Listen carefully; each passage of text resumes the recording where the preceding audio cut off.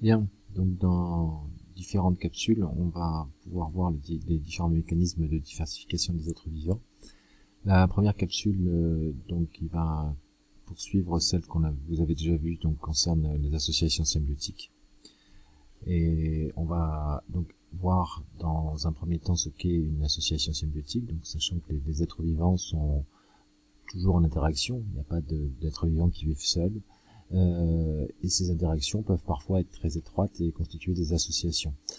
Si l'association est durable et à bénéfice réciproque, on parlera de symbiose. Alors l'exemple que l'on va prendre concerne donc les mycorhizes. Les mycorhizes qui sont présentes ici de différents types. Il y a différents types de mycorhizes selon leur pénétration plus ou moins importante dans les racines des plantes. Mycorhizes, qu'est-ce que c'est? Finalement, c'est des filaments de champignons, des filaments mycéliens, qui vont être à l'extérieur ou bien à l'intérieur, dans les cellules, selon les espèces. Quasiment tous les arbres sont mycorhizés au niveau donc des forêts ou même des prairies. Ce sont des ectomycorhizes qui sont souvent caractérisés par la non-pénétration des filaments souterrains du champignon dans les cellules racinaires et par la formation d'un manteau, plus communément appelé manteau mycélien. Donc d'autres exemples d'espèces formées par l'association symbiotique de deux êtres vivants. Donc par exemple l'Acacia cornigera, qui est un arbre myrmécophile, ne pouvant survivre qu'avec une colonie de fourmis. Et nous pouvons voir aussi le lichen, qui est une union entre une algue unicellulaire et un champignon.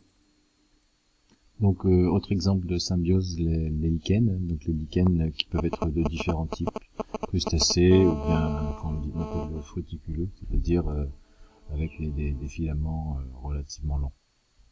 Donc quelle que soit la morphologie des lichens, on retrouve toujours, quand on fait une coupe en microscopie, des boules vertes, colorées en vert, donc des êtres vivants unicellulaires formés de chlorophylle, et des filaments très longs, très fins, qui sont des parties donc de champignons, des mycéliums de champignons,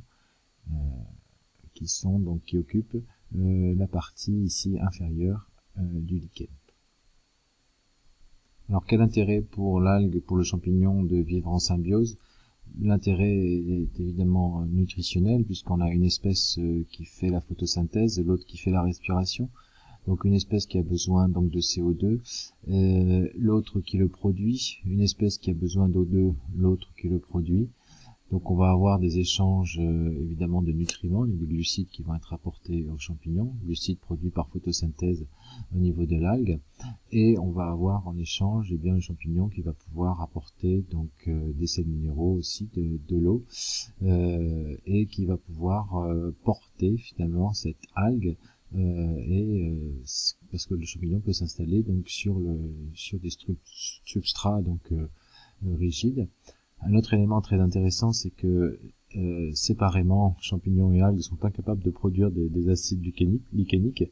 Donc les acides lichéniques dont on peut voir la présence quand on voit que un certain nombre de lichens peuvent détruire, en tout cas endommager certains murs, certains supports minéraux. C'est d'ailleurs les espèces pionnières qui vont s'installer lors de l'installation d'une coulée de lave, et donc qui vont permettre donc de transformer la roche grâce à ces acides lichéniques. Ces acides lichéniques ne peuvent être formés que grâce à l'association algues unicellulaires et champignons.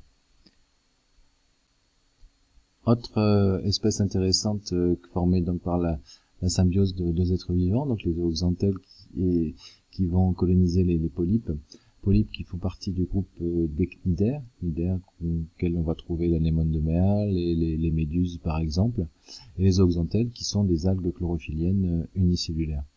On a à nouveau une association entre un être photosynthétique et un être non photosynthétique, avec un échange donc qui va se faire de façon intéressante pour les deux espèces. Donc le photosynthétique va produire de la matière organique, donc les glucides notamment, qui vont pouvoir être utilisés par le polype.